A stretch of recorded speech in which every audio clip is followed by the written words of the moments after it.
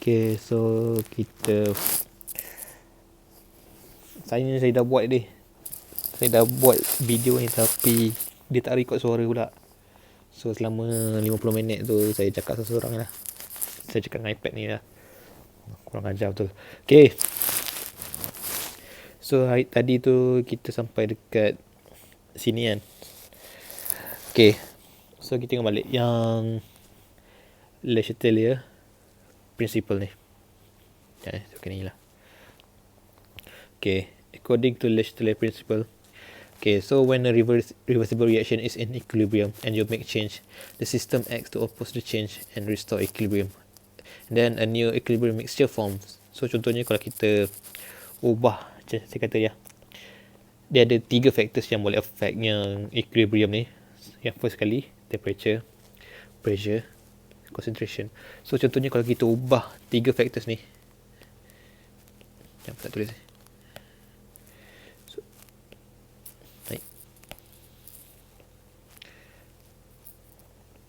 So kalau kita ubah yang factors ni, contohnya kalau kita tengok dekat yang gambar bawah ni kan, equilibrium dia.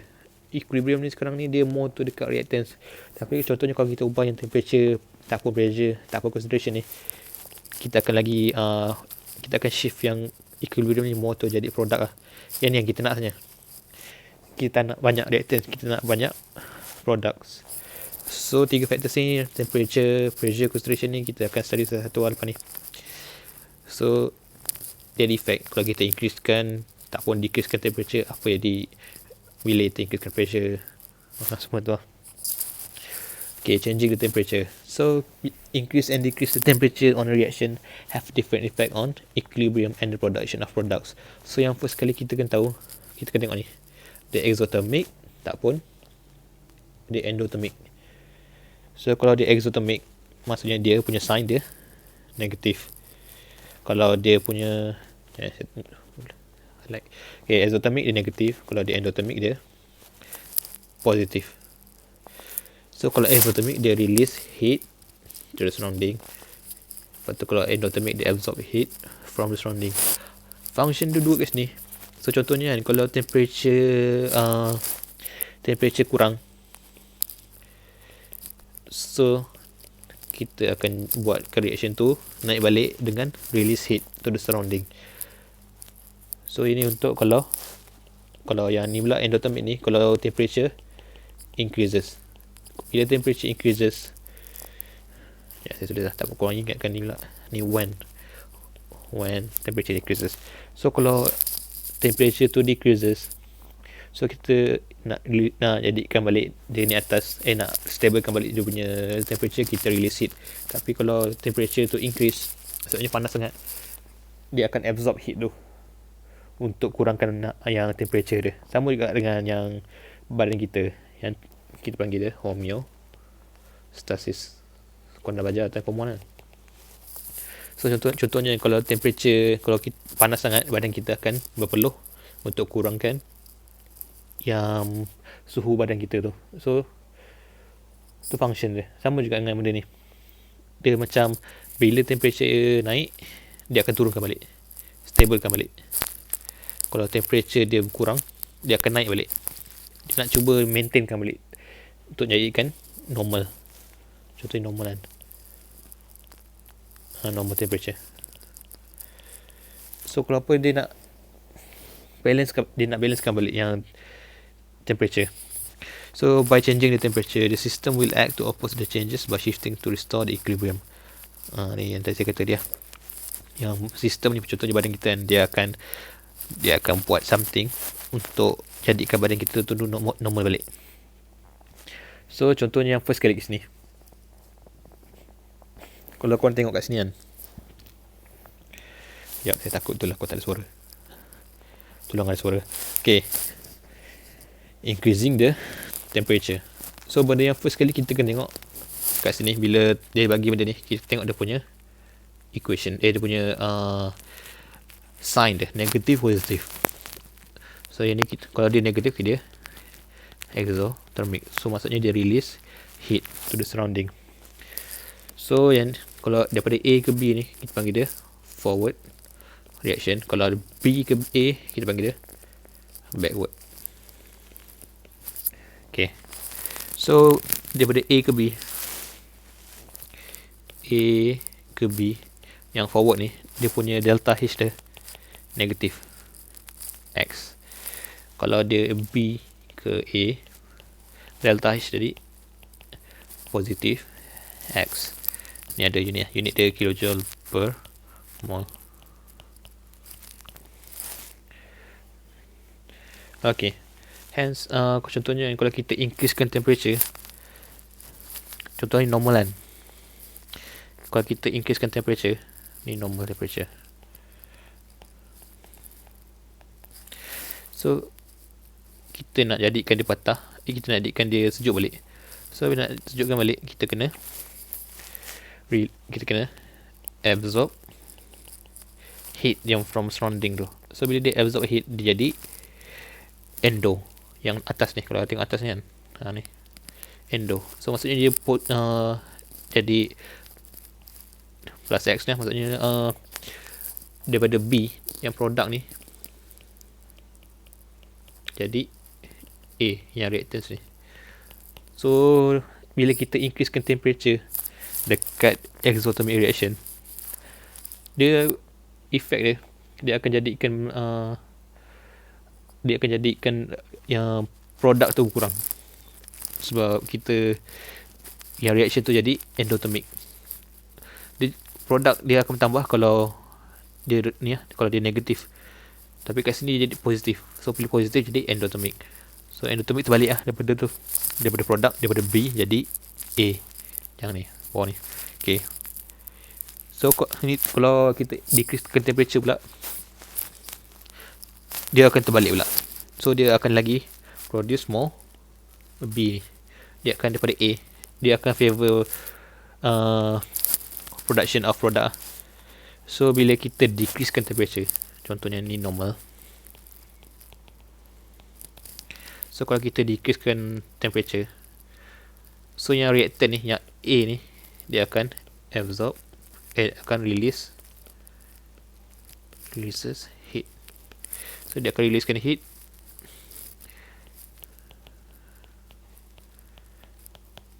untuk naikkan balik dia temperature tu.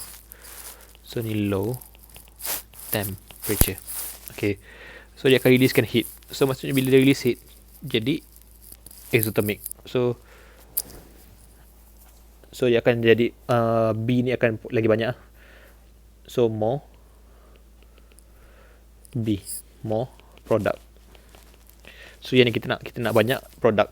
So kalau exothermic reaction, kalau kita decreasekan temperature, dia akan lagi banyak producekan product.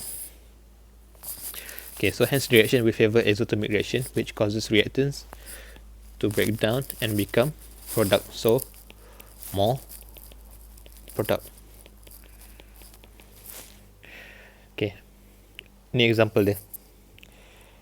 So contohnya kat sini yang first kali kita tengok dia punya sign dia. Kat sini negatif 92 kilojoule per mol. Maksudnya unit dia kilojoule macam ni lah, bukannya J kecil. Okay, so daripada ammonia, nak producekan ammonia ni, kita guna nitrogen dengan hydrogen gas. Okay, so kat sini kita terus tulis forward reaction dia. Forward reaction ni maksudnya memang sama je yang macam ni, tapi sign dia jadi macam ni je, dia macam ni. Tapi kalau backward reaction, maksudnya dia terbalikkan, lepas arrow dia ke sana. So ini backward reaction daripada ammonia, yang ni ammonia ni dia pergi jadi hydrogen dengan nitrogen. So ini backward reaction. Yep. So increasing the temperature. Okay, since the Haber process is exothermic, nampak kan ni exothermic sign ni. So bila dia exothermic, kita increasekan temperature.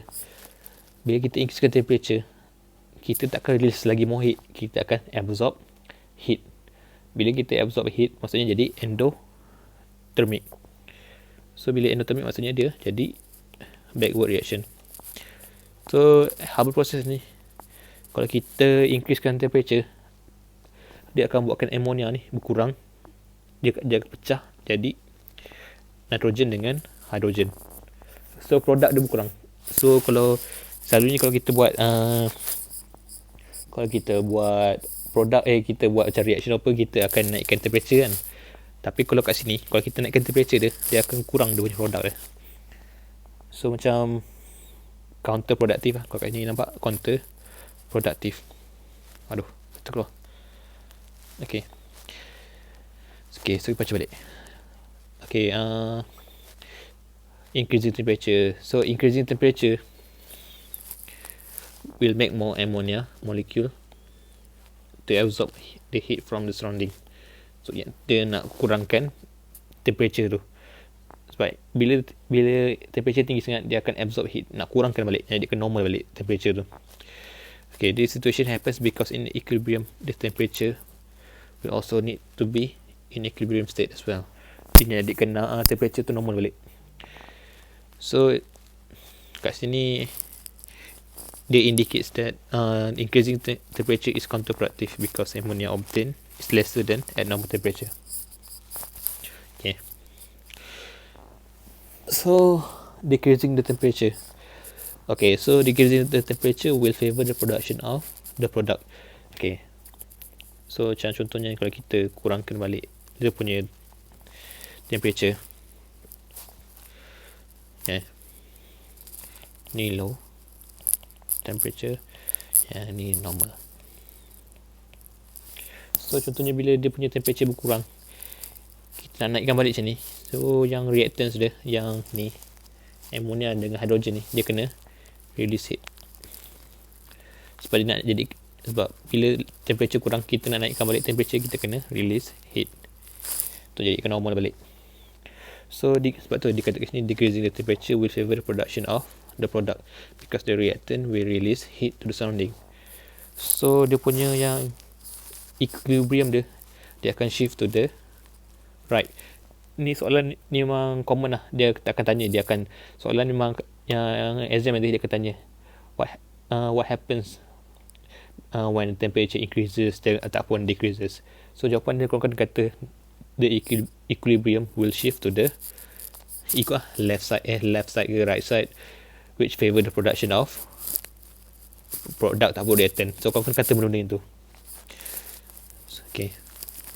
So the reactants break down and release heat to form ammonia.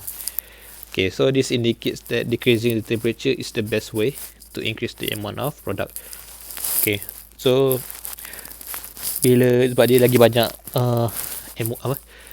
bila kita decreasekan temperature, banyak nitrogen dengan hidrogen ni, dia akan bergabung untuk jadi ammonia ni.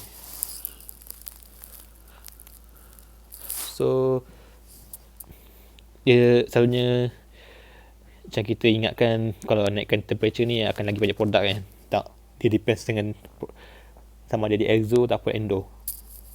Kita tengok benda-benda yang tu. Okay, so we know that the lowering the temperature will give more ammonia, but this will make the reaction to happen at slower rate.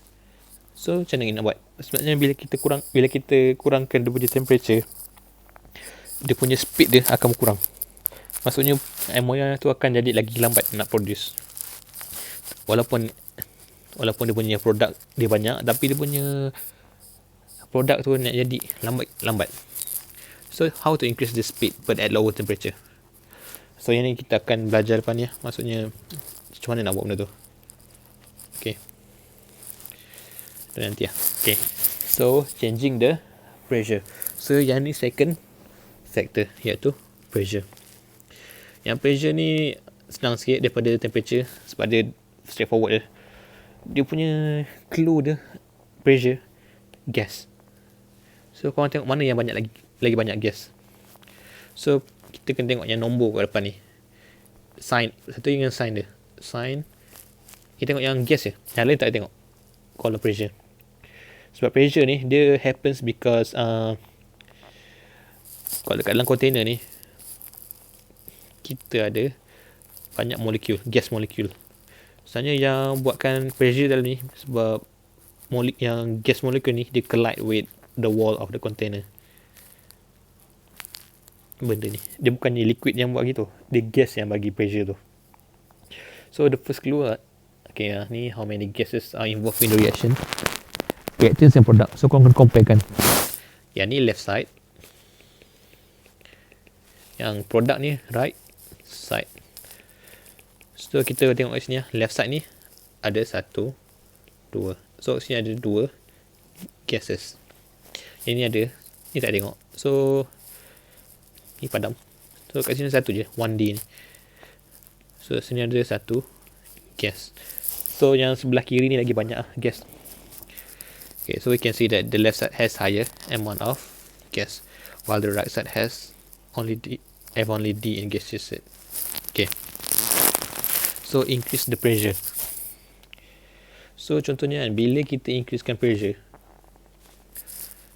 contohnya kat sini kan, kalau kita increasekan pressure, kita buat dia yang dalam ni, yang gas molekul dalam ni, dia akan lagi banyak collision dengan wall tu, to rapidly collide with the wall of the container. So bila kita ni, kalau kita increasekan pressure, so the system will try, maksudnya yang reaction ni, so yang system lah bagi tahu kita ada system surrounding kan. So the system will try to minimize the changes by causing A and B to become C and D, which have lower gas molecules. So daripada A ni, kita nak kurangkan pressure, sebab kita nak kurangkan molekul ni. So contoh dalam ni ada A, ni B, yang ni B kan. So kita nak kurangkan, so kita nak buang yang ni dengan semua ni. So jadi macam D je, satu lagi kurang kan, daripada 4 jadi 2 macam tu je. So dia sistem tu dia akan produce lagi banyak produk ni, semua produk. So bila kita increasekan pressure, yang gas yang side yang lagi banyak ni, yang left side ni, dia akan jadi lagi banyak right side punya produk. So yang kalau dia tanya kat sini what happens to the equilibrium, so kita cakap the equilibrium shift to the right side with lower amount of gaseous molecule. Macam tu je. So kat sini, this will cause the products to be at higher concentration than at normal pressure. Ni kalau kita increasekan pressure, so kena tengok loh berapa banyak yang gas molecule sini. 1, 2. So 2. Kat sini ada 1 je. So 1 je gas molecule. So increase pressure, dia akan pergi ke tempat yang kurang gas molecule. So kalau decrease pressure, so ini terbalik pula. So decreasing the pressure means that we are causing the molecules A and B to collide lesser with the wall of the container. So nak kurangkan ni daripada awal ni kan, macam kuat macam tu, tapi bila lama-lama jadi slow, dapat jadi macam ni lah, jadi slow je.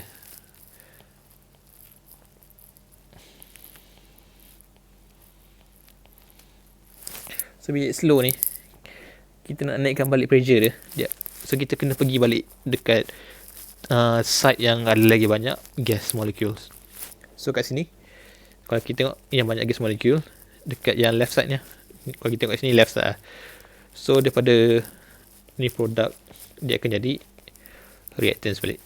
Dia akan pergi ke side yang banyak gas molecule, sebab dia nak increasekan balik yang pressure tu, nak normalkan balik. So this will cause the reactants to be at higher concentration than at normal pressure. So yang ni counterproductive lah, kita tak nak benda ni. Okay. So kita kaitkan balik dengan Haber process ni. Korang belajar Haber process je. Haber process ni masuk sampai SPM lah. Kalau kita tengok balik pressure, so first kali kita tengok dekat dia punya gas molecule. So ni lah, mulakan dulu. Okay, lepas tu korang kira pula berapa banyak dia punya yang gas molecule. Yang ni 1, yang ni 3. So kat sini ada 4 gases. Kat sini ada 2 je, 2 gases. So kita tahu yang dekat left side ni lagi banyak gas molekul, yang right side ni kurang. Okay, so when the pressure is increased, so contohnya bila pressure increase, ni normal pressure, yang ni high,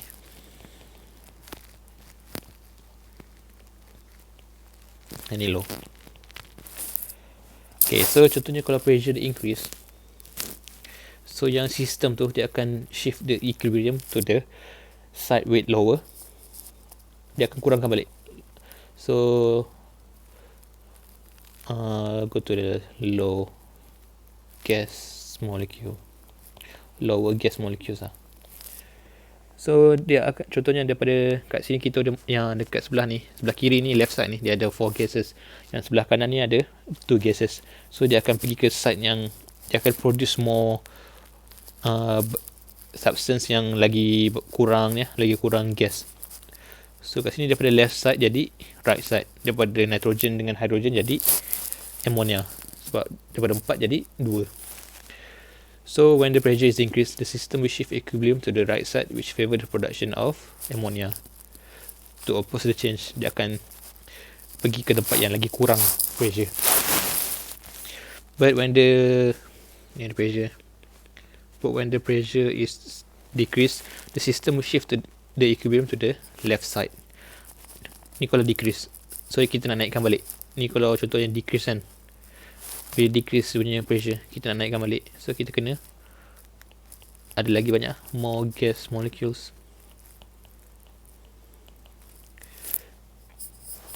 Boleh? So bila kita low, dia akan lagi banyak reactants lah. Yang ni kita nak.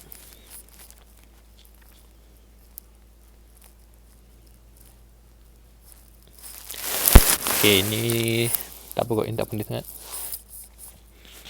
Okay, contohnya kan, in case the right side and the left side has equal amount of gas molecule, pressure will not affect the equilibrium. So contohnya kalau kat sini kita ada 1A plus 1B, ni gas, ni pun gas juga.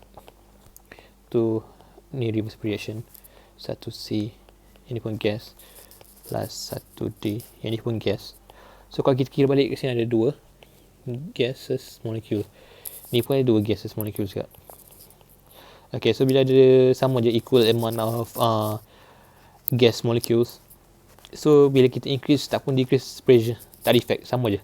Sebab dua-dua kiri kanan, yang left and right side has equal amounts of gases molecule, so tak ada beza pun. Tu je. Boleh? Okay, so changing the concentration, yang ni yang paling senang sekali ya. So yang ni korang kena tengok, yang kena tahu. Contohnya kalau satu benda tu banyak sangat, so kita nak kurangkan, kita akan producekan benda yang berlawanan dengan dia.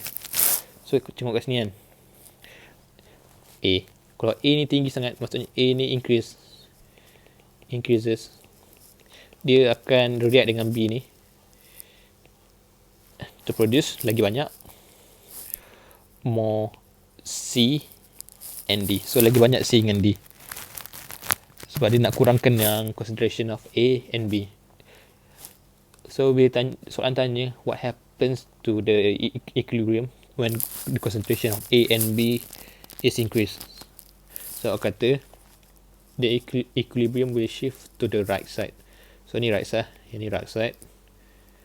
Okay, which favor the production of C and D to reduce the concentration of A dengan B ni, nak kurangkan balik, dia jadikan normal balik. Ni in case a reactant or product has increases in concentration, the system will shift. Ni dia punya common sentence lah. Okay, so when the concentration of A increases, the equilibrium will shift to the right to reduce the concentration of A. Macam tu, sama je. So when D ni product, contohnya kan, kalau D ni remove daripada container ni, maksudnya hilang, yang A dengan B ni pun akan react lagi untuk gantikan balik D ni, dia akan naikkan balik yang D ni. So lagi banyak D saja. Cuba tengok kat sini. Let's apply at Haber process. The equation is as followed. Okay, so yang first sekali nitrogen kat sini kan, nitrogen. So contohnya kalau kita naikkan concentration yang nitrogen ni, kita naikkan dia.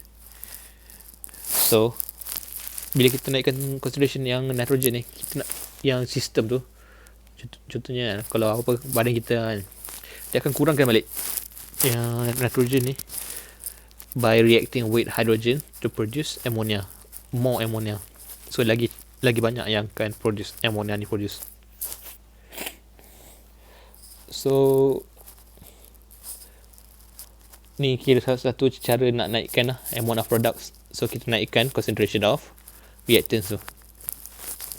So contohnya kalau okay, ni saya tanda. Okay, so kalau tanya the equilibrium will shift to the right side to favor the production of ammonia to minimize the changes. Maksudnya to lower the concentration of nitrogen. Contohnya kalau ammonia ni hilang, tiba-tiba hilang, dia bukan tiba-tibanya, dia memang cara macam tu nak hilangkan. So nak hilangkan, dia jadi macam benda tu macam mengalir keluar, macam jadi liquid, daripada gas jadi liquid. So dia mengalir keluar. So bila dah hilang, bila ammonia ni hilang, nitrogen dengan hydrogen ni, dia akan react balik, dia akan lagi react, nak producekan balik yang ammonia ni, dia nak ganti balik, nak stablekan balik. So lagi banyak so more production of ammonia ni. Ni dia punya system we shift the equilibrium to the right side as well to increase the concentration of ammonia back to normal. So ni dua cara dia untuk increasekan production of ammonia. Yang first kali, increase the concentration of nitrogen ataupun hydrogen, and then ammonia is removed from the container. So bila ammonia ni remove, maksudnya yang nitrogen dengan hydrogen ni concentration dia paling tinggi lah. Dia lagi tinggi daripada ammonia. Ammonia kosong, tapi nitrogen dengan hydrogen tinggi. So dia nak ganti balik. Okay, so ni jawapan tadi tu yang saya tanya dia, yang kalau ni, how to increase the speed but at lower temperature. So kita add catalyst. Adding catalyst ni dia tak akan affect equilibrium, tapi dia akan cepatkan je. Dia affect equilibrium, tapi dia tak affect rate of reaction. But it was dia affect rate of equation, dia affect rate of equation, tapi dia tak affect dekat equilibrium. Sebab dia punya rate of both backward and forward reaction equally, sama je. Sebab kita tahu reversible ni reversible maksudnya boleh reverse. So dia, bila kita letak catalyst, dia equal. Okay, so the reaction occurs at higher speed which will save us time. Okay, so ini summary dah. So the things that can be done to increase the amount and the speed of ammonia production are, so yang first kali, lower the temperature. So ni kena tengok, kalau temperature je, kena tengok dia punya sign dia, positive or negative. Ni kena tengok. So kalau increasing the pressure, kena tengok dia punya number of gas. Kalau yang concentration ni straightforward lah, tengok lah, sama je dengan container yang bawah, yang removing. Sama je, yang ni sama concentration. So yang last kali, adding catalyst ni, kalau nak cepatkan speed up the rate of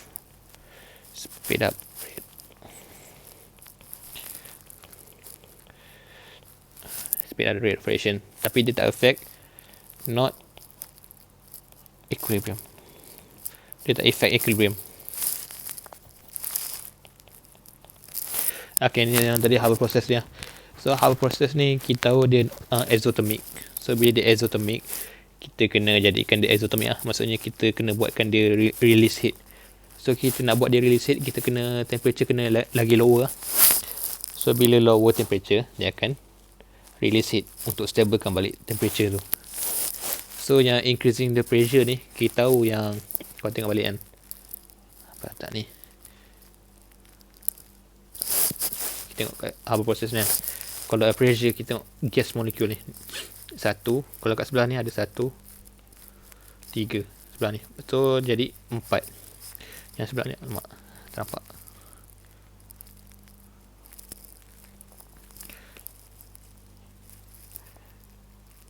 Yang sebelah ni nampak dia 2 je kan.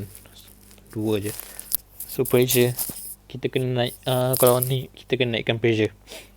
Sebab kalau pressure kita tengok number of gas molecules. So bila banyak gas molecule, kalau kita increasekan pressure, so kita nak kurangkan, kita pergi ke side yang lagi kurang gas molecule tu. So ni kalau Haber process ni lah.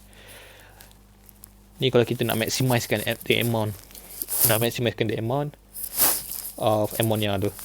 So yang last sekali, yang next, yang boleh increasekan amount of ammonia ni, kalau kita increasekan concentration of nitrogen dengan hydrogen. Maksudnya kita increasekan yang reactant lah. So kalau banyak reactant, bila reactant ni macam tinggi sangat concentration dia, macam kaya kan, dia akan donate dekat yang lagi kurang concentration, yang lagi miskin lah. So macam cara dia. Satu lagi, remove ammonia from container. So yang ni kalau contohnya, kalau ammonia tu hilang, ammonia yang ni kan tiba hilang. So bila hilang, yang nitrogen ni dengan hydrogen, dia akan react, dia akan producekan balik, dia akan gantikan balik yang ammonia ni. So maksudnya ammonia ni akan lagi banyak lah. So yang last sekali, adding catalyst ni kalau kita nak cepatkan je lah, tu je. Okay, so sampai situ je. Kalau ada masalah apa boleh tanya saya. So nanti saya akan attach sekali korang punya macam exercise. So nanti kena hantar dekat korang pun cikgu. Boleh? So tadi saya minta maaf lah kalau time pagi tadi tu ada problem. Sebab saya pun tak tahu lah problem dia. Kalau masalah boleh tanya saya. Alright, thank you.